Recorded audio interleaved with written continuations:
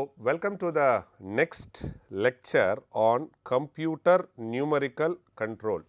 So, let us move ahead further discussion in the drives. Today we talk about linear motion drives. The linear motion drives are mechanical transmission systems which are used to convert rotary motion into a linear motion.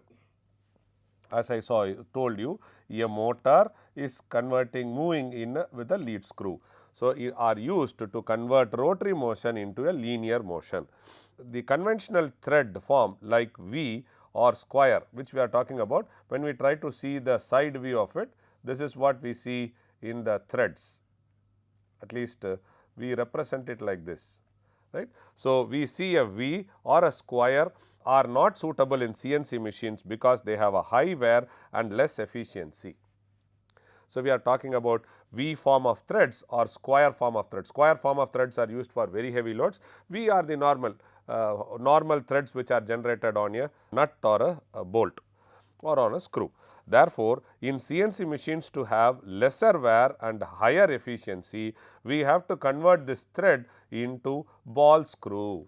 These drives provide backlash free operation with low friction wear and characteristics. This is because of the ball screw. These are efficient and accurate in comparison with that of the nut and screw drives which are commonly used. Most widely used linear motion drives are ball screw mechanisms in a CNC machine. So, this is how a ball screw mechanism looks like. See, you will this is which is nut and this is the lead screw or which is other way or ball screw. The nut is otherwise called as recirculating nut.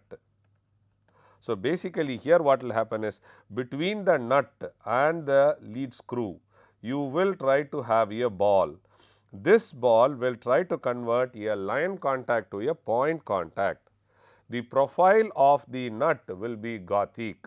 So, that you will try to have along the line. So, you can see here recirculating. Because of the recirculation, the friction is less and it is almost like point loading. So, that also reduces the friction and it has very high efficiency. So, this is a static one, this is a the moving one. So, wherein which the table is attached to the nut. The lead screw is the heart of the drive system. If the friction is very high and there is lot amount of losses, you will not get the resolution what you want, however good stepper motor you attach. The advantage of the ball screw are precise positioning and repeated loading, high speed capability, less wear and longer life. Since this is a recirculating nut, so the balls get circulated, the balls are preloaded and it is covered. So, there is no possibility of a dust particle to come in between. If you look into the schematic diagram, this is how it is. So, you will have a motor which is attached to a ball screw, which we saw recirculating ball screw mechanisms. Today it is available in a very economical price up to 30 centimeter 1 foot. It is very economically available. The resolutions are very high today. So, that is attached to a machine table and then the end of the lead screw is attached to an encoder. So, you have an encoder is nothing but a tachometer which tries to generate the rotations whatever is given here, it tries to check here and here you try to take the output in terms of velocity and then you try to take in terms of position. So, this is in turn fed to an MCU which we already saw in detail and then you try to get the feedback. So, the position feedback is given from here and the velocity feedback is given here. So, velocity is given from the encoder and the position is given from here. So, what you have told the encoder to move. So, this encoder will try to give the position and this is the motor attached. So, the motor will try to give the velocity. So, velocity and position are taken. So, this is the motor and this is the encoder. This is a motor, this is the encoder. I am sorry, I thought in the beginning I told this is a motor, sorry. This is the motor and this is the encoder, the lead screw is attached here, table moves here. So, in the recirculating ball screw mechanism, as I told you, closed loop of the circulating ball screw which rolls between the threaded tooth, greatly reducing the friction and backlash. What is backlash? When you move in the front forward direction and when you move in the revert direction, you start from 0 and go to 1 and then come back from 1 to 0, it has to go to the same position. If there is a error in returning back, that is called as backlash, which is a very common thing in all mechanical system. In order to avoid this backlash, we try to go for this recirculating ball screw. The nut adjusted along thread axis to reduce any remaining backlash by creating a tighter fit and compensating for wear is given. So, this is an adjustment which you can do to compensate the wear. So, this is a schematic diagram of a CNC machine which is attached with the ball screw. Feedback devices. So, when we started CNC, we saw there are 5 sections. So, in that we saw motors, we saw drives, and then now we have come to the last, which is nothing but the feedback device. There are 2 types of feedback devices. One is called as the positional feedback device, the other one is called as a velocity feedback device. So, in position feedback device, you have linear transducers used. A linear transducer is nothing but a device mounted on the machine table to measure the actual displacement of the slide in such a way that backlash of the screws and motors would not cause any error in the feedback data. So, you can see here this is the linear transducer which is attached. So, which tries to check what the program has intended to move and whether this fellow has moved.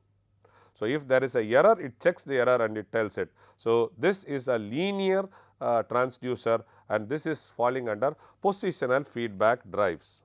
You also have rotary encoders. Linear encoders will always occupy a lot of space and rotary encoders are compact. Rotary encoders are devices to measure the angular displacement. It cannot measure the linear displacement directly, so that the error may occur due to the backlash of the screw or the motor. It does not measure linearly, but it converts the rotary and into linear and then you can try to measure the linear. It cannot measure linear displacement directly. It rotates, finds out and then it gets converted. So, the error may occur due to backlash of screw and motor. So, this is compact type and these encoders are used. In the encoder, you will have a encoder disc which has opaque and transparent slots. So, these slots, through these transparent slots, the light is passed through. The light, whatever gets passed through, is collected by a photodetector. The photodetector gives pulses. Now, I count the pulses and then find out what is the resolution or what is the movement it has happened. So, this is attached to the ball screw. So, if you see that this is the ball screw attached. Okay. So, now using this light, I am using the disc and then trying to find out the position of the shaft movement.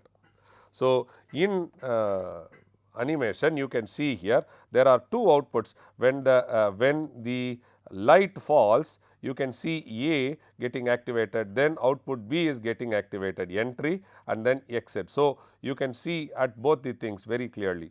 So, it enters. So, this is an output which is taken and it is fed to a system where in which it is processed. So, in reality it looks like this. The closed loop feedback system. So, the closed loop feedback control system, which we can draw a schematic diagram and see, you will have a command for position,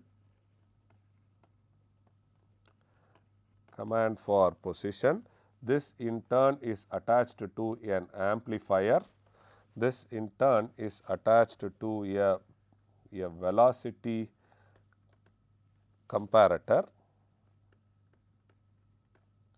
comparison, and this is again amplified and you attach this to a servo motor and this in turn is attached to a machine tool. This is in turn attached to a linear scale and you will have position feedback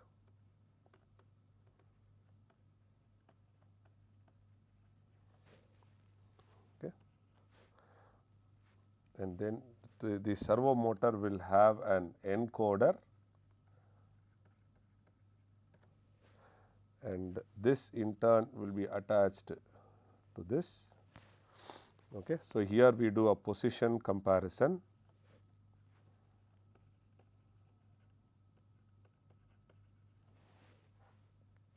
So, this is for position feedback, and we have to this we also have a tacho generator. Tacho generator is nothing but measuring the RPM, tacho generator,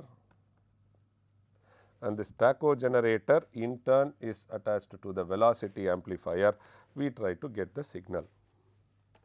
So, you see servo, encoder is attached, tachometer is attached, velocity, position, the servo motor is attached to a machine tool, and you have a linear scale which in turn gives the data. So, the absolute encoder discs for rotary position devices, this is natural binary and this is gray. So, when you have a number and then you want to convert it into binary, so what we do is we divide it by 2, we say 4, 0, 2, 2, 0 and 1, 0. So, if you have a digit 8, so it is nothing but 1, 0, 0, 0. So, if you want to go to 9, it is 4, 2, then you have 1 here, then you have 2. So, if you have 9, it is 1, 0, 0, 1. Okay. So, here if you see from number to number, when it changes, you will have only one bit changing. Okay. Here it is so happens that the change is only one bit. So, it can check when it goes to the next number from the previous, it will check only one bit change. But whereas when you change certain numbers, you will have 2 digits changing. For example, you can have 17 and 19. So, you will have 2 digit number changing. So, when you do when you want to convert a number into binary, you do like this, and here ones and zeros are nothing but the zeros are the dark region, 1 are the transparent region. When the light is passed through, according to this you will have 8 tracks or 4 tracks. These tracks are further sub-segment tracks are divided. You will have opaque and transparent discs which are there, light passes through and then you count. So, for example, this is 0, the next track is 0, the next track is 0, maybe it is 0. So, it is 0, 0, 0 it can come, or here you can see 0, it can be a 0, 0, 1. So, it will be 1, 0, 0, 0, something like that. So, this is how we read the current position. The difference between binary and grayscale is, in grayscale it always has only one bit change as compared to that of your previous digit whatever you show. So, that is the advantage of gray code compared to binary code. So, in CNC machines and in absolute encoders, we always prefer to have gray code as compared to that of a binary. In the examination, I might ask you to solve some problems giving a digit and then converting into binary, or giving a digit asking you to convert into gray code and try to find out what is the signal which is required for a absolute encoder.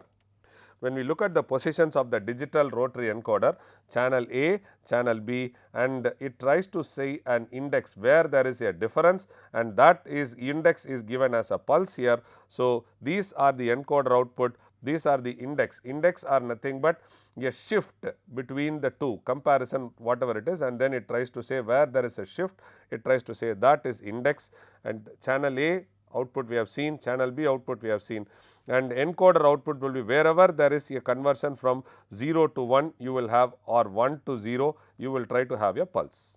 So, this is the encoder output. This encoder is a rotary encoder. From here we try to convert into linear scale and try to get the output whatever we want. The encoder's disc mounted in a lead screw, this is the encoder, this is a rotary encoder, and this is the machine tool. We have seen enough of servo, data feed, machine tool, position feedback is given from the encoder. The velocity is given by the tacho generator. When we talk about a linear screw, the principle of a linear screw works on this Moyer fringe pattern. Moyer fringe pattern, you have a linear scale and then you have a nut. So, the nut whatever it is, or a sliding scale, this is a main scale and this is a sliding scale.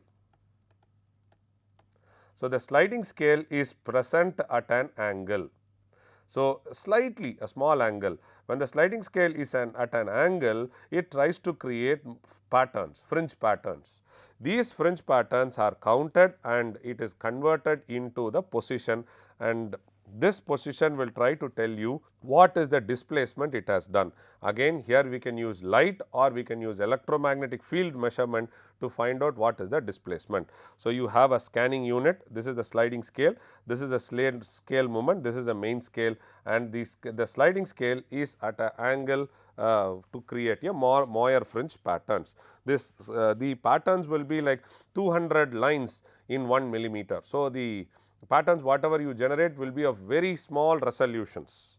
So, here the angle with which the gratings are done will be very high. It can be 20 lines per millimeter or it can be 100 lines per millimeter. So, you get a very high resolution to measure the linear scale, and the linear scale when it is fixed to a machine, it is fixed along here, and here is a sliding scale. The position is taken and it is given to the machine tool. This is how a linear scale is attached to a machine tool to get the output. The last part of the discussion is going to be on the analysis of positioning of NC machine. So, the precision in the NC machine positioning, there are 3 measures. You can have control resolution, you have accuracy, and you will have repeatability. So, 3 things are very important when we have to measure about the position in a CNC machine or in a NC machine. What is control resolution? The control resolution is nothing but distance separating 2 adjacent addressable points in the axis movement is control resolution. It is otherwise called as just resolution. Again, I told you in CNC machines you will have software resolution and hardware resolution. The digit what gets displayed here on the screen is a software resolution. It need not replicate or it did not tell what is happening in the hardware there. So, be very careful of hardware resolution and software resolution. Generally, the limiting resolution will be hardware resolution. Okay. Then the other 2 points are accuracy and repeatability. Accuracy is the maximum possible error that can occur between the desired target point and the actual position taken by the system. So, if it has to intend to move to one point and you try to do that, how close it goes to that point is called as accuracy. Maximum possible error that can occur between the desired target point which you want to go and the actual position taken by the system is the accuracy. So, I am supposed to go here, I only went here. So, my accuracy is not so good. Okay. So, that is accuracy. Resolution is the minimum distance. For example, in a screen the resolution is pixel, monitor. Okay. Accuracy is maximum possible error. The repeatability is defines as plus or minus 3 sigma of a mechanical error distribution associated with the axis, that is repeatable. When I repeat to do the same operation, am I able to go towards the target is called as a repeatability. It is defined as plus or minus 3 sigma of the mechanical error distribution associated with the axis, that is repeatable. So, 3 important things which we have to see as far as positioning of CNC or NC system is control resolution, accuracy and repeatability. If we wanted to represent it in a figure form, let me do it.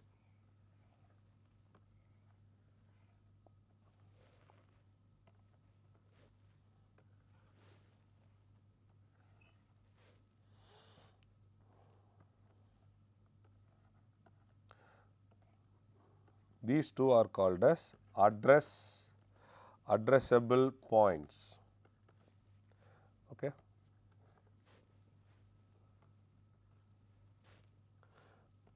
This is called as the accuracy. So, which is nothing but CR by 2 plus 3 sigma. Okay. So, this is the repeatability.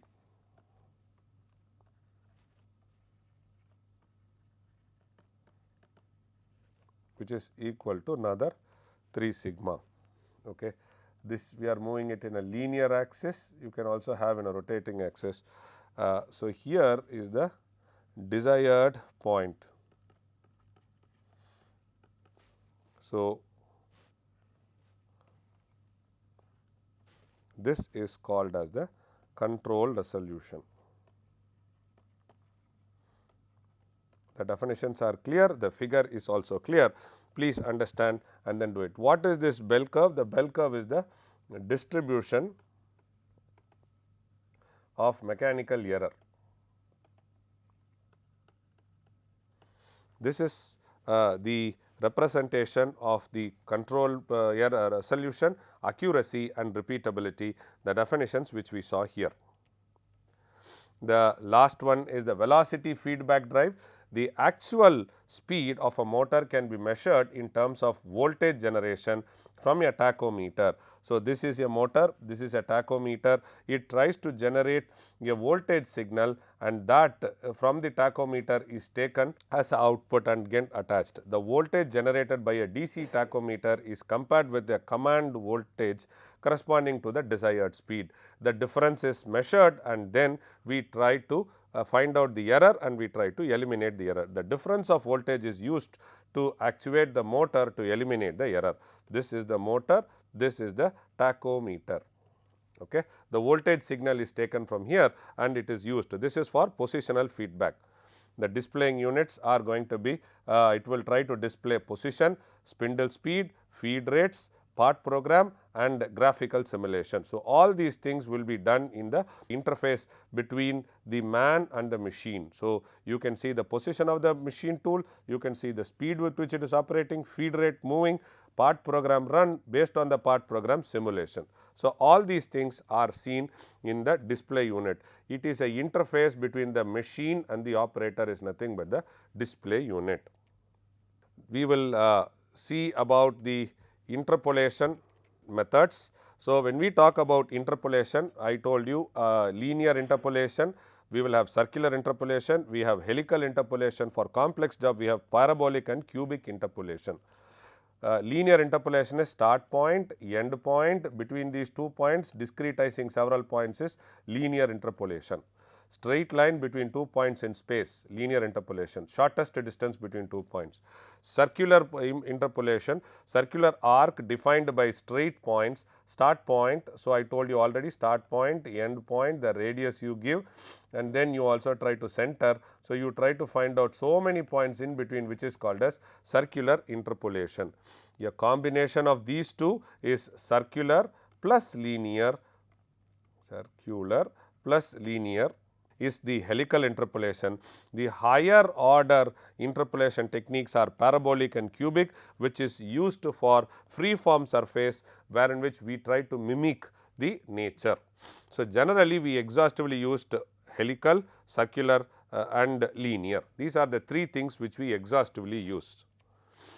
What happens in linear? The axis of a spindle moves in the orthogonal movement from the beginning to the end of the path. It moves only orthogonal. So, if you want a point like this, you will try to move, if you want a curve like this, you will try to move in points like this. Okay. The original contour what you wanted and the linearized machine movement what? Why? Because the machine can move in steps and it can move in x and y. It can move together, it generates a diagonal. If it moves one or the other, it goes in a straight line. So, this is how the linearized tool path. So, when you do the linearized tool path, you have to discretize. So, that is what is done in the linear interpolation. There is a error always which happens, that is the difference between the orange line and the blue line. The program is divided into short straight lines and many lines better the approximation of the actual path. But many lines if you do, it takes more time to execute and you will have lesser error. So, there has to be a trade off between these two. Next, when we look at circular interpolation, it is almost the same. The axis of spindle movement in a series of straight line chords segment to generate a circular path. So, this is the original you want, the arc which you want, and this is how the linearized motion happens. The distance between these two is called as the tolerance, inside tolerance. So, the straight line, these are points which are discretized along the arc. You can have inside tolerance, you can have outside tolerance. Okay, this is the actual curve, this is the linearized curve you get. So, you have a tolerance band. So, this is the tolerance band which is inside tolerance plus outside tolerance put together is tolerance band.